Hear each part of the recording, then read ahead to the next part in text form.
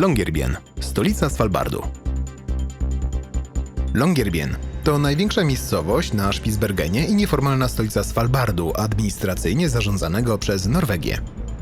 Obecnie mieszka tu około 2000 stałych mieszkańców i spędzają na Svalbardzie od 2 do 10 lat. Od czasu odkrycia Svalbardu pod koniec XVI wieku archipelag przyciągał podróżników, myśliwych i traperów.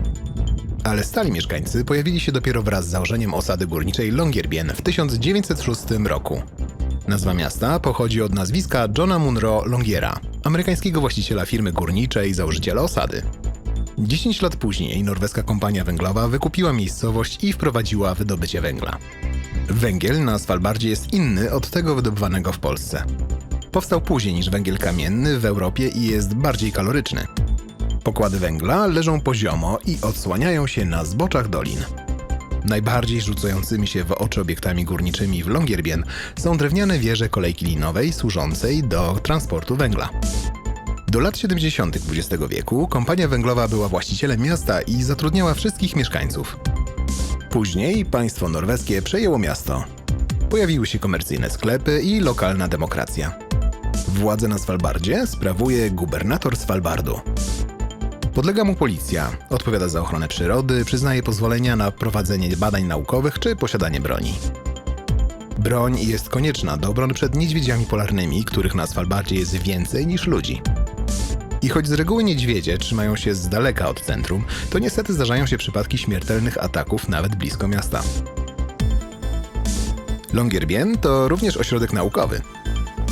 W 1993 roku utworzono tu Uniwersytet Svalbardzki UNIS, najbardziej wysuniętą na północ instytucję szkolnictwa wyższego na świecie, która kształci nowe pokolenia badaczy polarnych w dziedzinie biologii, geografii, geofizyki i technologii.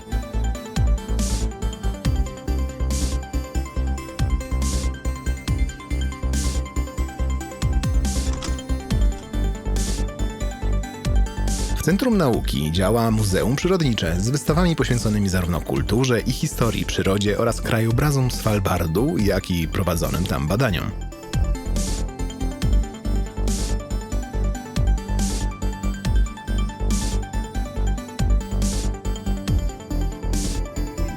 W miejscowości znajduje się także kościół protestancki, który jest dodatkowym miejscem spotkań lokalnej społeczności.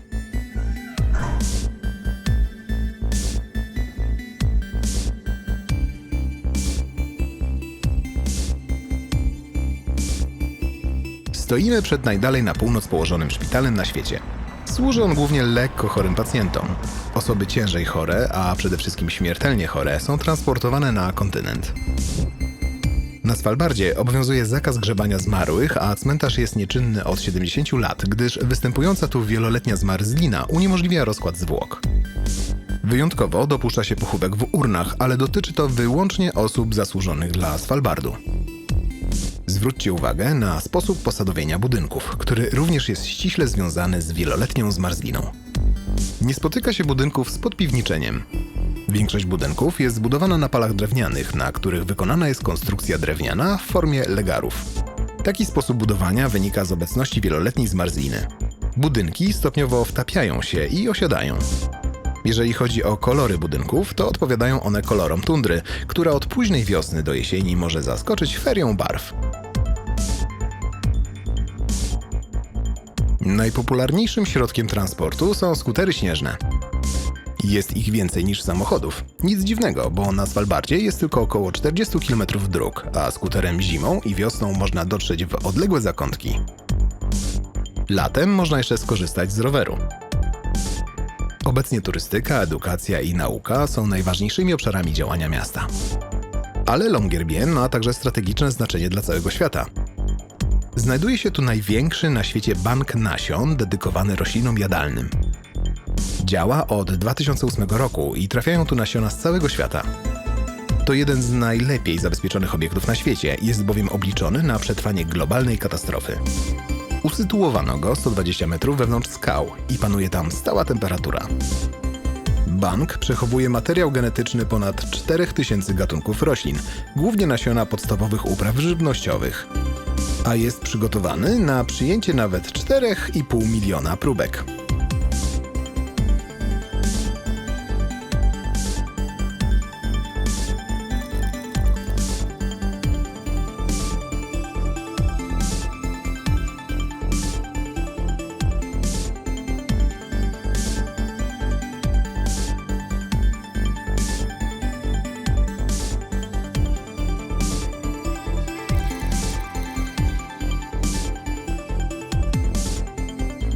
Materiał powstał w ramach projektu EduArctic 2. Od badań polarnych do naukowej pasji. Innowacyjna edukacja przyrodnicza w Polsce i Norwegii, który korzysta z dofinansowania o wartości około 240 000 euro otrzymanego od Islandii, Liechtensteinu i Norwegii w ramach funduszy EOG.